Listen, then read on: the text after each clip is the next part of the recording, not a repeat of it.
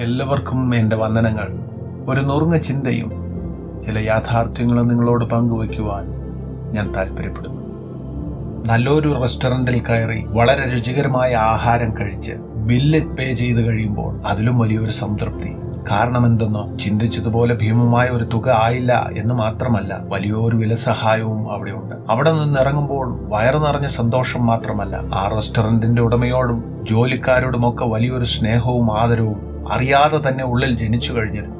പറഞ്ഞു തീർക്കാൻ കഴിയാത്ത ഒരു ബന്ധവും ഉണ്ടായതുപോലെ. കഴിയുമ്പോഴൊക്കെ നമ്മൾ അവിടെ പോകും എന്ന് മാത്രമല്ല, പരപ്രേരണ കൂടാതെ തന്നെ ഒരു ചൂണ്ടുപലകയായി തീരുവാൻ കഴിഞ്ഞാൽ സ്നേഹിതരോടും പരിചയമുള്ളവരോടുമൊക്കെ ആ റെസ്റ്റോറൻറ്റിൽ ലഭിക്കുന്ന വിഭവസമൃദ്ധമായ ആഹാരത്തെക്കുറിച്ച് നിശ്ചയമായും നാം വാചാലരാകുകയും മറ്റുള്ളവർക്കും നാം അവരെ ചൂണ്ടിക്കാണിക്കുകയും പരിചയപ്പെടുത്തുകയും ചെയ്യും. അവിടുത്തെ വിലസഹായത്തെക്കുറിച്ച് നാം നിശ്ചയമായും പറയും. ഇല്ലെങ്കിൽ നമ്മൾ സ്വാർത്ഥരാണ്. നാം നിരന്തരമായി സോഷ്യൽ മീഡിയ പ്ലാറ്റ്ഫോമുകളിൽ അങ്ങനെയുള്ള ചിലരുടെ അനുഭവങ്ങളെ പങ്കുവയ്ക്കുന്നത് കാണാറുണ്ട്. അതനേകർക്ക് പ്രയോജനമാണ്. ആ സ്ഥാപനം നടത്തുന്നവർക്കും അതൊരു നന്മയാണ്, അനുഗ്രഹമാണ്. അവരുടെ പേരും അവരുടെ നല്ല ചെയ്തികളും ലോകമറിയുവാൻ ഇടയാകും. അങ്ങനെ ചെയ്യുന്നതിൽ വല്ല തെറ്റുമുണ്ടോ? ആരും തെറ്റു പറയുകയില്ല. എന്നാൽ അങ്ങനെയുള്ള പരസ്യങ്ങൾ തൊട്ടടുത്തുള്ള മറ്റൊരു റെസ്റ്റോറന്റ് നടത്തിപ്പുകാർക്ക് വിദ്വേഷത്തിന് കാരണമായി തീർന്നേക്കാം. അതിന്റെ നടത്തിപ്പുകാർ കൊള്ളലാഭ സംഘം പോലെ പ്രവർത്തിച്ചു കൊണ്ടിരിക്കുകയാണ്. ആരുടെയും കീശയിലെ പണം സ്വന്തമാക്കുവാനുള്ള തത്രപ്പാടിലാണവർ. അവരുടെ അത്യാഗ്രഹങ്ങൾക്ക് ക്ഷതമേൽക്കും. ഈ കൊള്ളലാഭക്കാരന് നന്മ നിറഞ്ഞ തന്റെ സമീപത്തു തന്നെയുള്ള റെസ്റ്റോറന്റ് ഉടമയോട് കോപം ചലിച്ച് തന്നെ വിഴുങ്ങിക്കളയുവാനുള്ള മനോഭാവം തന്നെ ഉണ്ടെന്ന് വന്നേക്കാം. എന്നാൽ മാന്യരാരും അതിന് കൂട്ടുനിൽക്കുകയില്ല.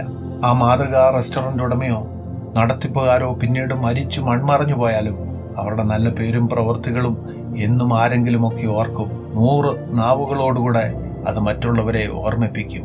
ഞാൻ മുകളിൽ പറഞ്ഞ ഈ ഉദാഹരണത്തോട് നിങ്ങൾ യോജിക്കുമെങ്കിൽ, നല്ലത്, ശരിയായിട്ടുള്ളത്, മറ്റുള്ളവർക്ക് പ്രയോജനപ്പെടുന്നത് തീർച്ചയായും 4 ആൾ അറിയണമെന്ന ഒരു ചിന്താഗതിക്കാരി തന്നെയാണ് നിങ്ങളും.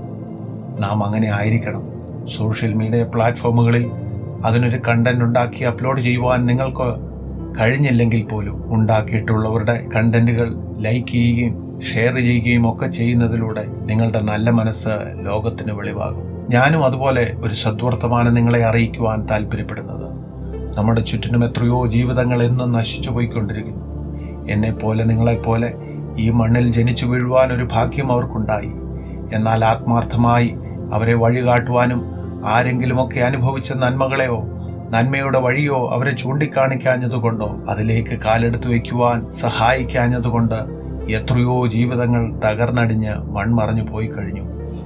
ഞാൻ അനുഭവിക്കുന്ന സമാധാനം, ഞാൻ അനുഭവിക്കുന്ന സന്തോഷം, ഞാൻ അനുഭവിക്കുന്ന അകത്തളങ്ങളിലെ ദൈവികമായ സാന്ത്വനം, ഇത് ഞാൻ മറ്റുള്ളവരോട് എങ്ങനെ പറയാതിരിക്കും? ഞാനത് അനുഭവിച്ചിട്ട് ഞാനത് സ്വാർത്ഥനായി ഞാൻ മാത്രം അനുഭവിച്ചു കൊണ്ടിരിക്കുക എന്ന് പറഞ്ഞാൽ മുകളിൽ കണ്ട 2ാമത്തെ കൊള്ളലാഭക്കാരനായ റെസ്റ്റോറന്റ് ഉടമയ്ക്ക് തുല്യനാകും ഞാൻ. അത് പാടില്ല. അങ്ങനെയല്ല എൻ്റെ ജീവിതം അവസാനിക്കേണ്ടത്. ഞാൻ അറിഞ്ഞ സത്യം എൻ്റെ സ്നേഹിതരെല്ലാം അറിയണം, എൻ്റെ അയൽവാസികൾ അറിയണം, വേദനയിൽ കഴിയുന്നവർ അറിയണം, സമാധാനമില്ലാത്തവർ അറിയണം, തകർന്നുകൊണ്ടിരിക്കുന്ന കുടുംബങ്ങൾ അറിയണം. അവർക്ക് അത് ആശ്വാസപ്രദമായി തീരും. അവർക്ക് അത് വിടുതലും രക്ഷയുമായി തീരും. ഞാൻ ആ സദ്വർത്തമാനം അറിയിക്കുന്നതിന് നിങ്ങൾ തടസ്സം ചെയ്യുന്നെങ്കിൽ നിങ്ങൾ സ്വാർത്ഥനായ കൊള്ളലാഭക്കാരനായ ഒരു റെസ്റ്റോറന്റ് ഉടമ തന്നെയാണ്. അങ്ങനെ നിങ്ങൾ ആവരുത്. ഒരു ക്രൂരനായി നിങ്ങൾ അറിയപ്പെടരുത്. അങ്ങനെ നിങ്ങളുടെ ജീവിതം അവസാനിക്കരുത്. നിങ്ങളുടെ സ്വാർത്ഥത കൊണ്ട് നിങ്ങൾക്ക് ലോകത്തിലെ വലിയൊരു ധനികനായി തീരുവാൻ കഴിഞ്ഞേക്കാം.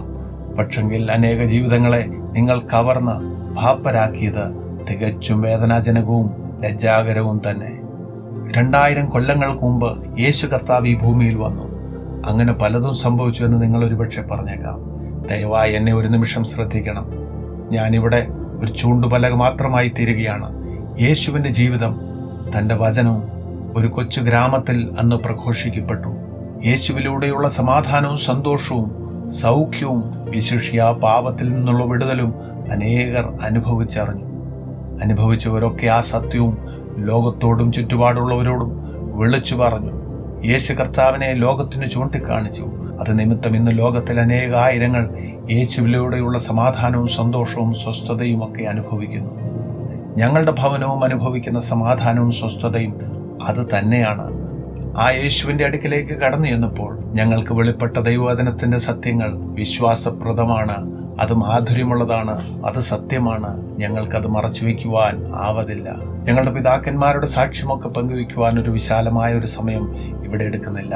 എന്നാൽ ഒരു വാചകത്തിൽ പറയാം, ഞങ്ങളോ ഞങ്ങളുടെ ഭവനക്കാരോ സ്വസ്ഥതയില്ലാതെ ഒരൽപ്പം സന്തോഷത്തിനും സമാധാനത്തിനുമായി മദ്യപാനത്തിനും മറ്റ് പാപപ്രവർത്തികൾക്കും അടിമയായി തീരാമായിരുന്നു. നിമിഷ നേരം കൊണ്ട് അവസാനിക്കുന്ന സന്തോഷങ്ങൾക്ക് വേണ്ടി ആരോഗ്യവും പണവുമൊക്കെ ചിലവിടാമായിരുന്നു. എന്നാൽ ഞങ്ങളെ എല്ലാം സമാധാനത്തിൽ നിർത്തിയിരിക്കുന്നത്, പാപജീവിതത്തിൽ നിന്ന് ഓടി അകലുവാൻ സഹായിക്കുന്നത് യേശുവിന്റെ നാമം ഒന്ന് മാത്രമാണ്. യേശു രക്ഷകനാണ്.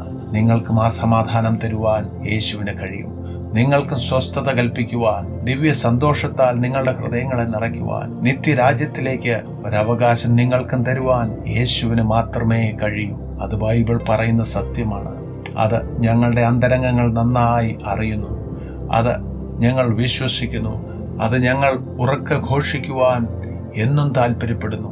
ഈ സോഷ്യൽ മീഡിയ പ്ലാറ്റ്ഫോമിലൂടെ അത് ചെയ്യുന്നതിൽ ഒരൊറ്റ ആഗ്രഹം മാത്രമേ ഉള്ളൂ. എൻ്റെ സ്നേഹിതർ, പരിചയമുള്ള അനേകർ പാപപ്രവൃത്തികളെ രസിച്ച് മദ്യപാനത്തിലും വെറുക്കൂത്തുകളിലും സമാധാനവും സ്വസ്ഥതയും കണ്ടെത്തുവാൻ ബന്ധപ്പെടുന്നവരുണ്ട്. മറ്റുള്ളവരെ വേദനിപ്പിച്ചു ഉപദ്രവിച്ചു സ്വാർത്ഥമായ സന്തോഷവും ലാഭവും മാത്രം ചികയുന്നവരുണ്ട്. അങ്ങനെ ആവുന്നതെല്ലാം സ്വരൂപിക്കുന്നവരുമുണ്ട്. നിങ്ങൾക്ക് ശാശ്വതമായ സമാധാനം അതിൽ നിന്ന് പ്രാപിക്കുവാൻ കഴിയുന്നുണ്ടോ? നിങ്ങൾ തൃപ്തരാകുന്നുണ്ടോ?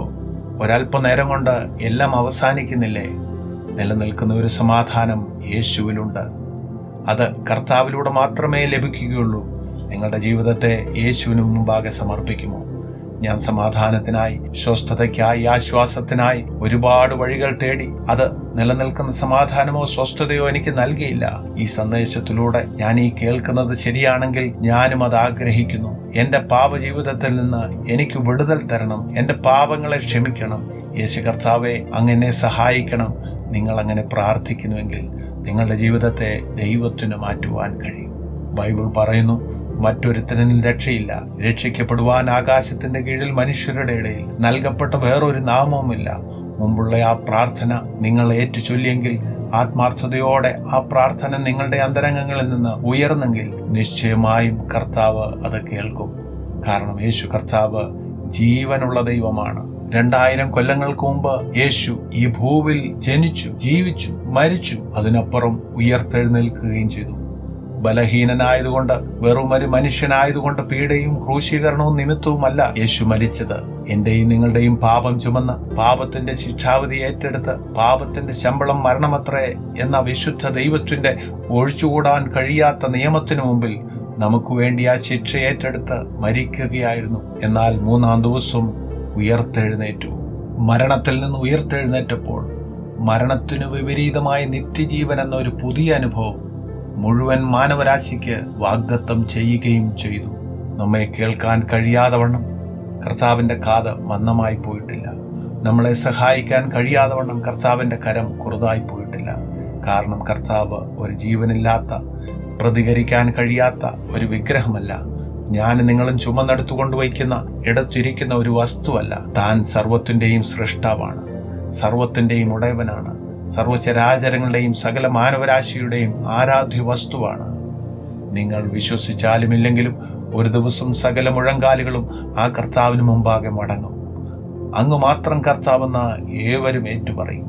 ബൈബിൾ പറയുന്നത് ഇപ്രകാരമാണ്: അതെ, ഇപ്പോഴാകുന്നു സുപ്രസാദകാലം, ഇപ്പോഴാകുന്നു രക്ഷാദിവസം. രക്ഷയ്ക്കായി കാക്ഷിക്കുന്നവനെ കർത്താവ് അതിലാക്കും. രക്ഷിക്കപ്പെടുവാൻ നിങ്ങൾക്ക് മറ്റൊന്നും ചെയ്യണ്ട. നിങ്ങളുടെ പണം മുടക്കണ്ട, പുണ്യകർമ്മങ്ങൾ ചെയ്യണ്ട, തീർത്ഥാടന സ്ഥലങ്ങൾ സന്ദർശിക്കേണ്ട, നോയമ്പ് നോക്കണ്ട. നിങ്ങളുടെ ഹൃദയത്തിൽ കർത്താവിന് വാഴുവാൻ ഒരിടം മാത്രമേ വേണ്ടൂ. അത് ഇന്ന് മലീമസമായി ഒരിടമായി കിടക്കുന്നെങ്കിൽ നിങ്ങളെ കർത്താവിന്റെ കരങ്ങളിൽ ഏൽപ്പിച്ചാൽ കർത്താവ് കാൽവറിയുടെ കുലക്കളത്തിൽ ചിന്തിയ തങ്കനിണത്താൽ നിങ്ങളെ കഴുകി ശുദ്ധീകരിക്കും. പാപക്കറകളെ എന്നേക്കുമായി കഴുകിക്കളയും. ഒരു വിശുദ്ധനായി, ഒരു വിശുദ്ധയായി കർത്താവ് നിങ്ങളെ സ്വർഗഭവനത്തിൽ കൈക്കൊള്ളും. ആ സന്തോഷം ഈ ചെറിയ ആയുസിൽ തന്നെ അനുഭവിച്ചു തുടങ്ങുവാൻ കഴിയും. യേശുവിനായി നിങ്ങളുടെ ജീവിതം സമർപ്പിക്കുമോ? ഞാൻ ഭുജിക്കുന്ന ഈ സ്വർഗീയ ഭോജ്യം മറ്റുള്ളവരെയും, വിശിഷ്യ എന്റെ സ്നേഹിതരെയും, സ്വന്തം ബന്ധത്തിലുള്ളവരെയും, അയൽവാസികളെയും പരിചയക്കാരെയും ചൂണ്ടിക്കാണിക്കാതിരിക്കാൻ എനിക്ക് എങ്ങനെ കഴിയും? ഇതൊരുവന്റെ ജീവിതത്തിൽ ലഭിക്കാവുന്ന ഏറ്റവും വലിയ സൗഭാഗ്യമാണ്. മാത്രമല്ല, ഇത് വില കൂടാതെ ലഭിക്കുന്ന ഏറ്റവും രുചികരമായ ജീവിതാനുഭവമാണ്. ഈ ജീവിതത്തിൽ തുടരുമ്പോൾ വില കൊടുക്കണമെന്നുള്ളത് സത്യം തന്നെയാണ്. അതുകൊണ്ടാണ് ഇന്ന് അനേകർ യേശുവിന്റെ നാമനിമിത്തം പീഡകൾ അനുഭവിക്കുന്നത്, മരിക്കേണ്ടി വരുന്നത് പോലും. ഈ സന്തോഷത്തിൽ എത്തിച്ചേർന്നാൽ പിന്നെ ജീവിക്കുന്നതും മരിക്കുന്നതും യേശുവിനായി.